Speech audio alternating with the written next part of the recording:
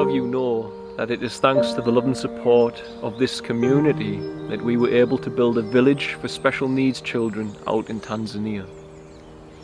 That village now provides a safe and loving home to nearly 200 children that were living in crisis. Most of these children are special needs, but a lot of these children were homeless, and the majority have no parents or guardians in this world other than the family that this community has allowed us to create. Everything that we do is made possible thanks to partners, those who choose to partner with our family and with it make everything that we do possible and keep our doors open for the next children who need some help or a safe and loving family home. If you'd like to hear more about our partnership program, you can do so by visiting www.sharetanzania.com/partnership. Thank you for all of the love and support, guys. We couldn't do this without you.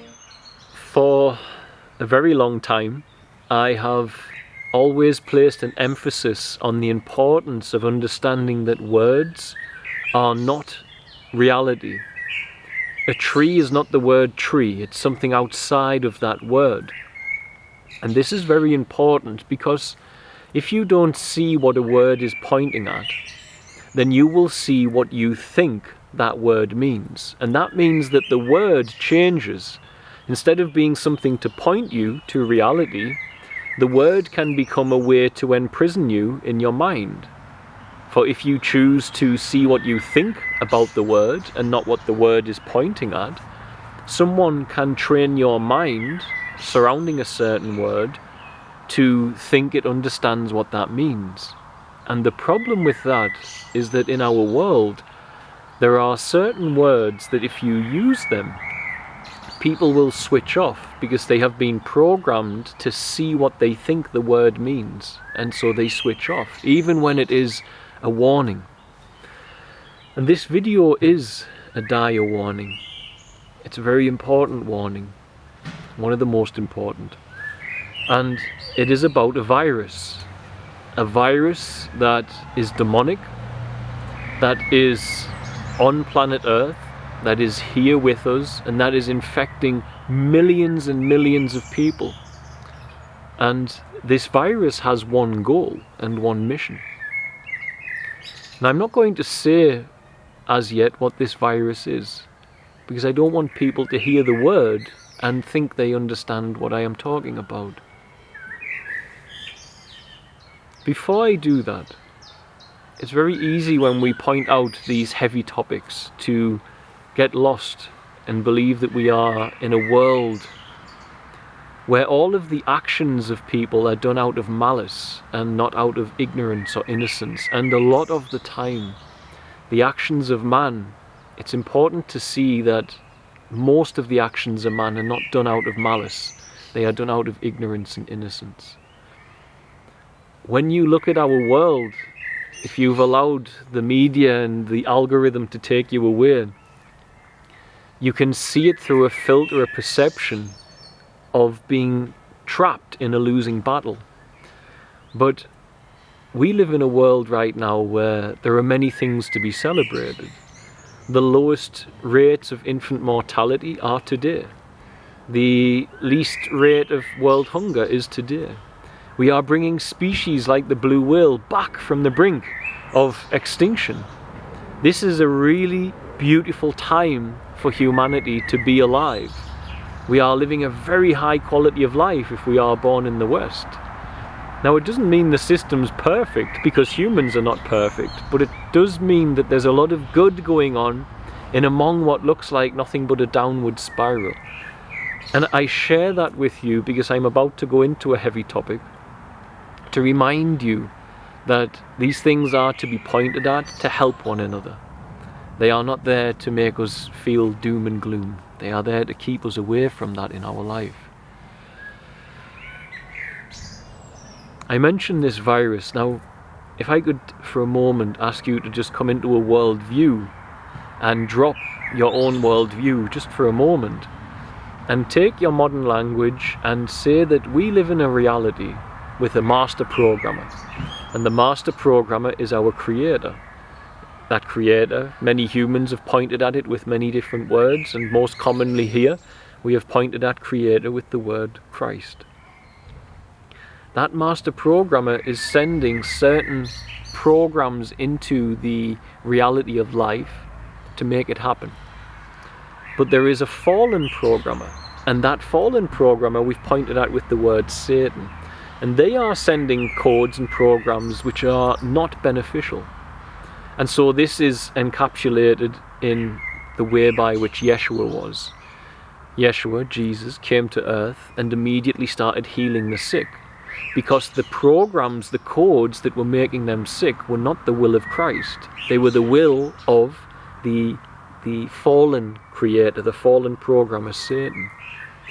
Now God creates from all-knowingness. God is the all-knowing force of all creation. Satan is a false creator. Satan attains endless amounts of knowledge about God and uses that to create. But when you create from knowledge and not a connection to all-knowingness, there you are guaranteed to create from ignorance, for you cannot attain all of the all-knowingness of God in knowledge. It's too much. And so there's always a sphere of ignorance. So inside our reality this is happening. And as this is going on inside our world, the whole goal of the fallen programmer is to try and extract energy so as it can continue its plan to be a false god, to mimic God to the best of its ability, for all it does so poorly. So to do this, the fallen programmer has set viruses loose inside our 3D world. And these viruses are here. They are demonic viruses. And this particular virus is targeting the family unit. Its goal is to dismantle the family unit, and it is to dismantle wholesome love. This is what this virus is actually here today trying to do and doing en masse to a great many people. This virus can only enter you by knocking on the outside of your energy body, as with any of these demonic viruses, and it takes you to agree to what that virus suggests for it to enter. If your actions don't match what it suggests, it cannot pierce your energy body. It is only through willful surrender to the will of the virus, to the plans of the virus, that you yourself can allow it into your energy body. So you have an energy field around you, a soul essence, and it's knocking on the door and it cannot enter until you say, come in, through your actions, through your thoughts, through your words. Now this particular virus is common, and I know it's affecting many of you. It affects me. It's always knocking on my energy body. Inside humanity right now, 25% of Google searches are pornographic. And the fastest growing genre of pornography is incest. That means mothers and sons, fathers and daughters, brothers and sisters is the fastest growing genre with the highest demand out of every pornographic genre. Obviously this is a perversion. Do you feel for 1 second that those people who are fueling the birth of this new genre's high demand, that 5 years ago, 10 years ago, however many years ago, when they decided that they would let this into their life, that they looked for incestual pornography? Of course not. But what happened was they let a little bit of the virus in. And once they let it in, it began to commit to its task, to utterly corrupt you in every way that it can. It is like unleavened bread. Keep yeast out, it won't rise. Put a little in, it will rise. If you let a little bit of this virus in, it'll corrupt you. And it will do it in its entirety over time, or as quick as possible if it gets its chance. And this virus is lust. It's lust. It's a demonic virus. It's here. It's skulking around. It's whispering at so many people. But here's the terrible thing. Incest has existed for a long time, unfortunately, due to the shadow of man and its fallen nature. But now it is being monetized, and I am feeling safe to say it is now being glorified in the lives of millions and millions of people more than it ever has. The ultimate corruption of our wholesomeness as a species is now targeted by this technology and this industry and the demonic virus of lust which is behind it. This attack is profoundly important to see. Wholesome love between a family is the last bastion, stronghold of purity and hope. It's the last place where you'll find the sovereignty of God's love in most families' lives. It's in that connection to our family, that wholesomeness.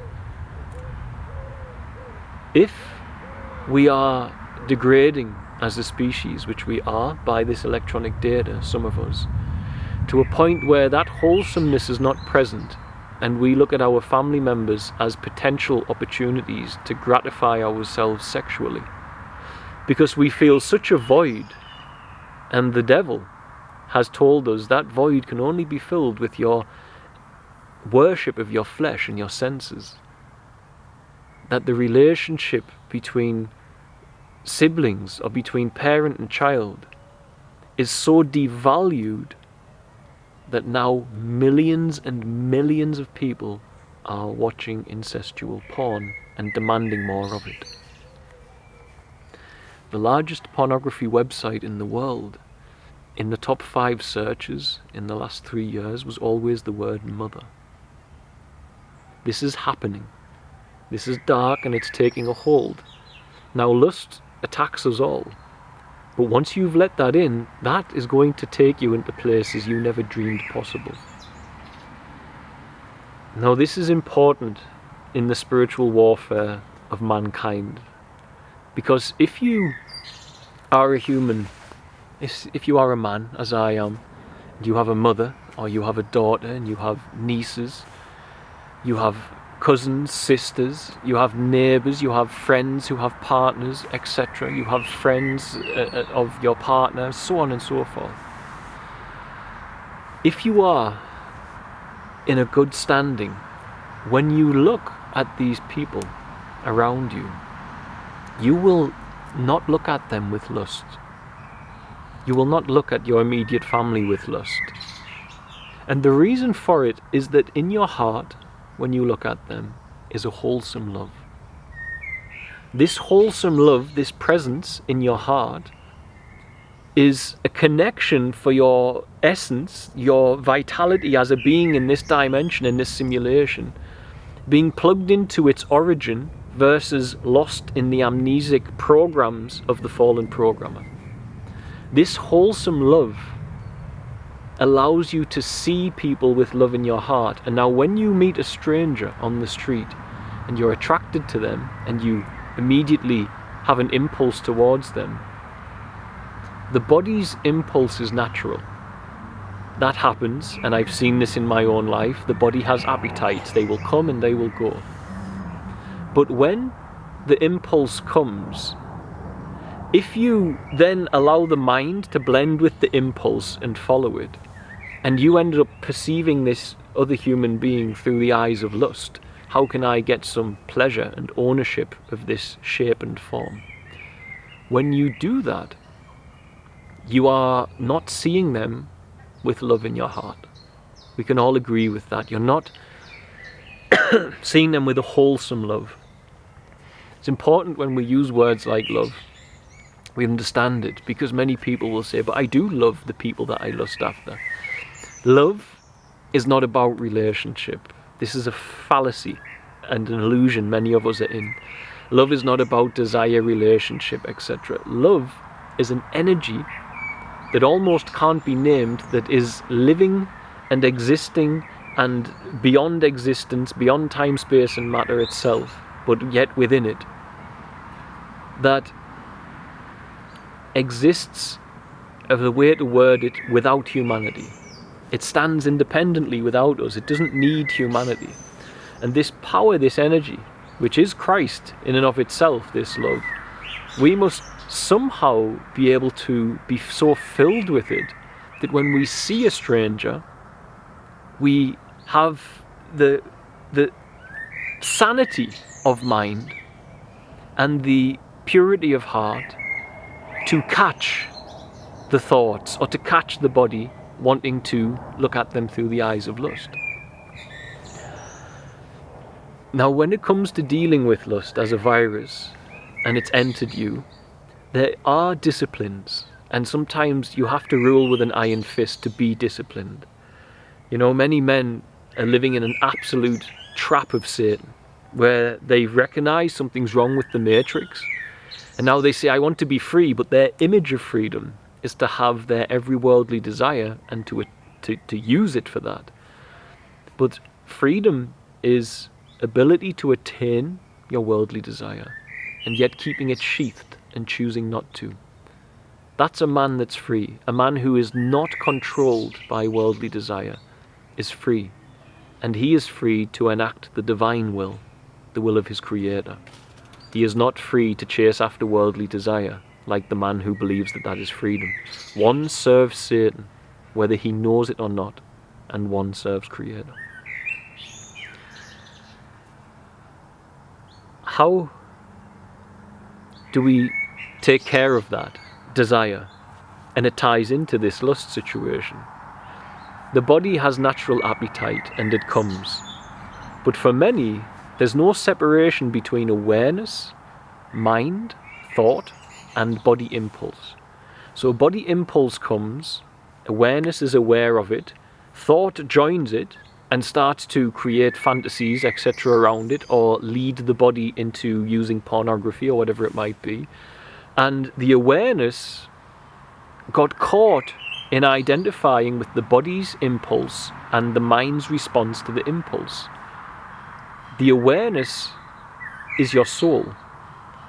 Now, if a human being is raised, as most of us are, not to harmonically attune to here and now, where you can be aware of your body impulses, be aware of your thoughts, and choose with discipline, with righteousness, which you will explore and which you will follow, or which you will become a servant of, as many end up becoming servants of these thoughts and habits. We are not raised to stay here and say, am I aware of what my body's doing? Am I aware of what my mind is doing? Rather, we are brought into a system which takes us away from that. It takes us away from being aware. And so many of us grow up identifying with body and with mind. And the awareness is simply caught inside that tomb. Now, if you do not know that you are awareness, if nobody teaches you to be here and now and to be lovingly aware of all that is in this eternal now, if no one teaches you that, then when you grow to be a younger man or a younger woman and you use pornography, the body has an impulse, the mind satiates it, and you create a habit. Now the memory, as well as the body, can be against you, for the memory can recall this feeling of pleasure and tell you it was good and you can follow it. Or the body can have an impulse again, or the memory can stimulate the bodily impulse as the mind is powerful. And so people get caught in this trap where they feel this immense void and separation because they've lost track of the fact that they are this awareness, this soul awareness, in a body with impulses and has a brain which thinks and does things with thought. When you do not separate from that, you literally, in the void, are offered by the demonic viruses of this world opportunities to satiate it. Come, chase this way and satisfy this void with this pleasure, this sensuality. And of course all that does is leave you wanting more and more sensuality, where the void can't be filled. And here we have now people who are demanding incestual porn. The void can't be filled. It's the bottomless pit. Human desire is a bottomless pit. It never ends until you put the brakes on and say, I am not a slave to the desires of my body. Until you become a true man or a true woman who can control the desires of their flesh, then you are imprisoned, however comfortable the prison cell is. And so, we are awareness that can be aware of the impulse of the body. And if you can be aware of it, you can say yes or no to it. And if you can be aware of thought, trying to get a hold of the impulse and mix in with it to create desire, you can also say to the mind, I see what you are saying, but I, as awareness, choose not to explore this. And then you don't give focus and energy into that which leads you into perversion, which is leading our species down these dark corridors that many tonight are barrenly lost within and need to call out for help. If they have still some sense of their soul left, they will get on their knees and scream for help. If they are Googling for incestual pornography, surely they can see this demonic virus. It's worse than anything. It's worse than the recent problems we had with COVID, which was demonic virus, the way it impacted humanity's consciousness, the way it impacted our rights as a species, the way it harmed people's bodies even, which it did. This thing, people were in uproar. They were protesting, they were angry. But what about all of those men who were angry, who let this other virus in and didn't realise how severe it was and didn't care? But this virus is there. Lust is there. It's a demonic virus, and it's corrupting in its entirety any who let it in.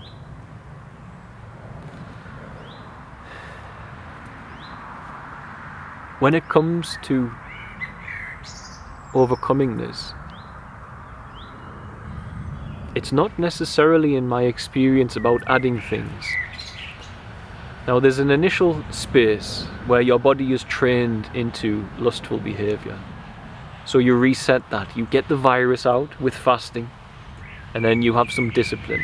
This is fine and it all works.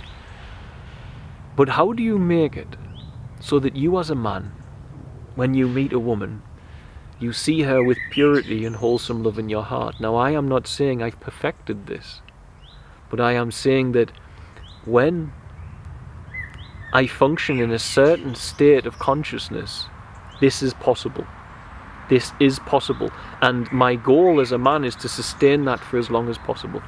That state of consciousness where I see everybody and meet everyone in wholesome love. That wholesome love doesn't come by adding anything. It comes by taking away. You must die, and Christ be born. The you that must die is identification with a personal self and a personal history. It's identification with the flesh, with the impulses of the body. It's the identification with the mind, the carnality.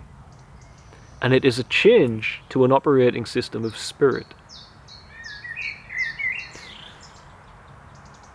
When you start trying to put things on you to get more love of God, versus take things away, you realize something. You can't put what you already are on you, because what you already are is that wholesome love, but it's buried under thought, under impulse. It's buried under a lot. But if you ever get the blessing of a prolonged fast, that wholesome love identity of what you truly are will be very apparent, as it was for every spiritual sage and saint and Messiah who fasted as a necessity. And if the Son of God had to fast, what makes you think you can bypass it? You can't. And so when you fast, this is apparent, that the love with which you love was the love that you were all along. And that love is found not by clambering, but by taking away. By putting down in absolute faith and trust everything that you have labelled yourself after those infamous words, I am. I am John, I am English, I am charity founder, I'm a father, I'm a husband, I'm a father-to-be. All of these labels, they have truth, they have significance, but they are still roles that I've added onto a more core essence. And the I am, before you add a role onto it, is the same loving awareness and consciousness that is unchanging and stable and looking out of the eyes of every human being that you have ever met and ever will meet. And that loving awareness that looks out of your fellow man's eyes at you, that is where the love of soul is present in the heart. It's where the love of Christ is present in the heart, when you see the world through a connection to that very middle of all that you are. For the kingdom is not without, it's within. And when you find that space where you are simply lovingly aware of every passing moment in this eternal pouring of now, this eternal cloud of consciousness and life and doingness that we are all a part of, is all born from that stable, unchanging awareness which is aware of it all taking place. You are that awareness. You are a child of God in that awareness. And you can play the game where you think you found loving awareness, but it's an image in your mind, and so you still engage in the virus of chasing after the lust and so on and so forth, or whatever else it may be. But a time must come where you see this, that there is a time where you are a loving awareness which is, in its essence, like Christ taught we should be. And as you look out at the world, you love wholesomely all that you meet. And the body and its wildness is not leading you. The mind and its capacity to be wild and its recalling of pleasures to send you what is not leading you. Something deeper is leading you. Something more potent, more powerful, more meaningful, more permanent. And that is the awareness that was aware of every emotion that came and went, every sensation that came and went, every relationship, every role in your life that came and went. The awareness beneath it all saw it, and that awareness was Christ. And Christ is, in a space inside you, able to connect with you in the cells of your body, not through thoughts, not through anything, but through here, through your soul uniting with Him. For us to do that, we have to put everything down, is the catch I found. I have to put down my spiritual identity, my religious identity, my family identity, my scientific I have to put all of it down.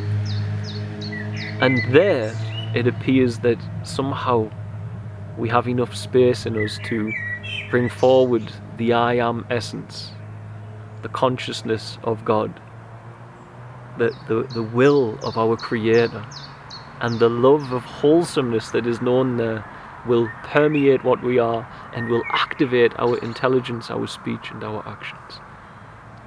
And it will provide a shield against those viruses like lust.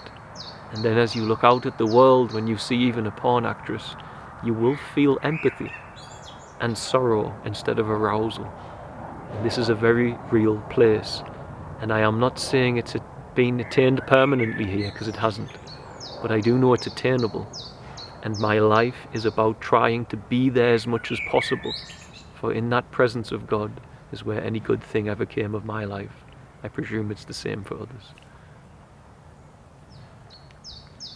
Be cautious of this virus. It's targeting your family.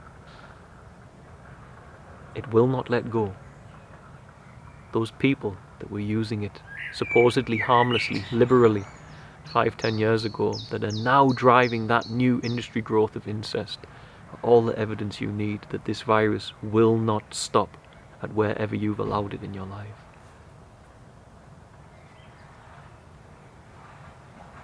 What we really want is love. And when you can feel true love,